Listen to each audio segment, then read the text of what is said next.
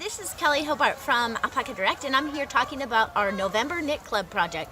It's called the Petite Bridle Plaid Scarf, and I love this project. It is a very usable scarf, and it incorporates these super simple cables.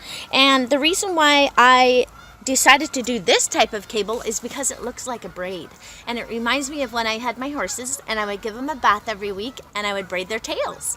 And so this braided cable is super fun. It's an easier knit than we had last month, and it'll give you a little bit of a break. So I hope you enjoy this Petite Bridle Plaid Scarf, and go ahead and post your projects or ask questions if needed, and I can help you. So you take care, enjoy the project, and we will talk to you soon.